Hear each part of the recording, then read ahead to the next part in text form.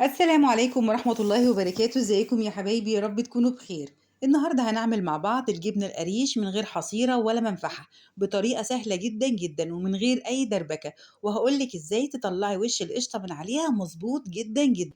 يعني هنعمل الجبنة القريش زي الكتاب ما بيقول، وكمان هتطلعي وش القشطة من عليها وهتستخدميه في كذا استخدام. حتى شوية الشرش اللي هيطلعوا معاكي ده احنا هنعمل بيهم أحلى حاجة. بس كملي معايا الفيديو للآخر. وقبل ما نبدأ الفيديو اوعى تنسي اللايك الجميل على الفيديو، ولو مكنتيش اشتركتي في القناة انزلي على طول اعملي اشتراك في القناة وفعلي زر الجرس على الكل عشان يوصلك كل جديد.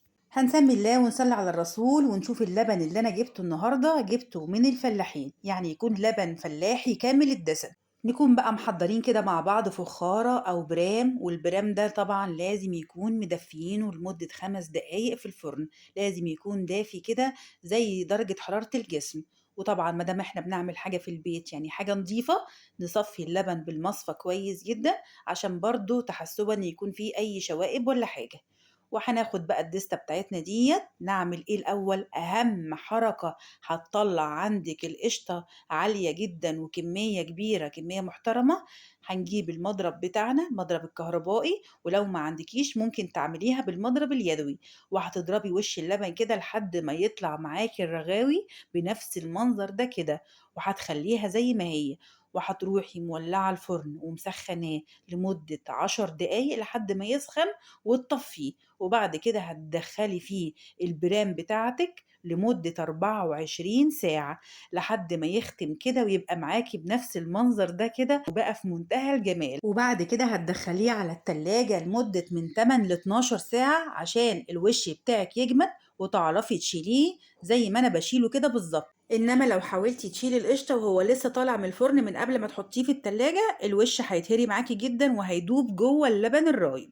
انما لازم نحطه في التلاجة لمدة 12 ساعة عشان يجمد ويطلع معاكي بالشكل ده كده. وعلى فكرة يا بنات، ممكن ناكل اللبن الرايب كده زي ما هو كده، تغرفي منه في اطباق وتاكلي منه زي الزبادي، بيبقى طعمه تحفة جدا جدا، كأنك بتاكلي زبادي بالظبط. ده غير كمان لو عندك شوية دقيق وعايزة تعجني شوية قرص طرية، هتاخدي منهم شوية وتلفي بيهم شوية دقيق مع نص كوباية زيت، وهتطلع لك أحلى قرص طرية من شوية اللبن الرايب. شايفين شوية اللبن اللي معايا؟ طلعوا لي طبق قشطة حلو كده معقول خالص. طبق القشطة ده او تجمعي عليه شوية قشطة كمان وتعمليهم زبدة، هنقول طريقتها ان شاء الله في فيديوهات جاية. هنكون بقى محضرين طبق كبير وعليه مصفى بنفس الشكل ده كده، والمصفى دي اهم مرحلة معانا، ودي مرحلة فصل الشرش عن اللبن. الشرش اللي هو هينزل من اللبن الرايب هينزل طبعا تحت في الطبق اللي تحت، وده طبعا مش هرميه، ده هيبقى له استخدام مهم جدا جدا هنعرفه في اخر الفيديو.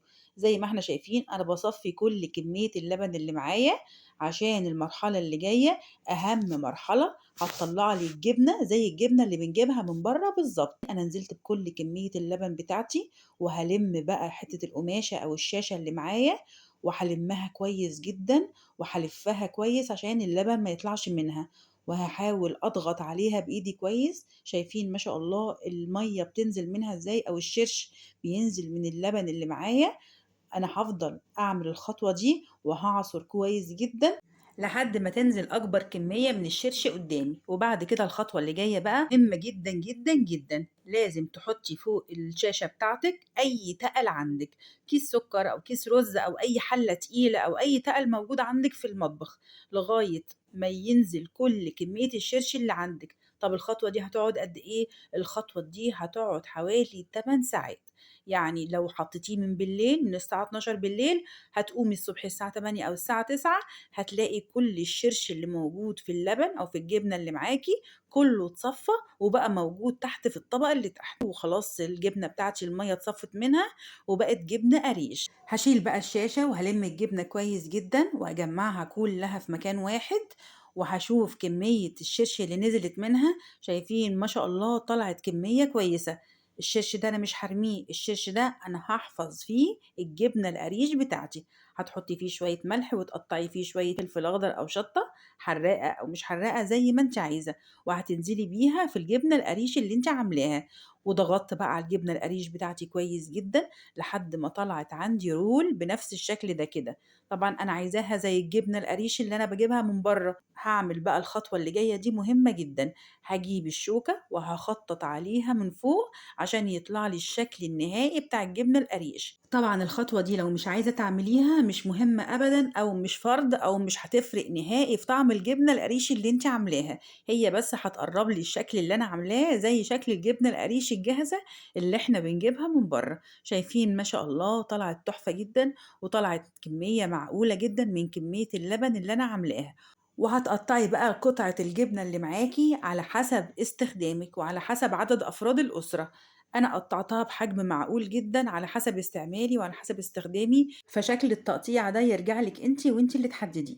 طبعا شوية بقى الجبنة اللي احنا عملناهم دول هنحفظهم ازاي. هتجيبي علبة وتحطي فيها الشرش اللي طلع من اللبن اللي احنا طلعناه في الطبق اللي كان تحت المصفى، وهتحطي فيه شوية ملح صغيرين، وهتحطي عليهم قرن فلفل حامي او بارد زي ما انت عايزه، وهترصي فيها الجبنه بتاعتك هتقعد معاكي في التلاجة اكتر من اسبوع كمان. وساعة الفطار او العشاء هتطلعي حتة الجبنة وتحطي عليها شوية ملح وكمون، ويا سلام بقى لو حبة طحينة.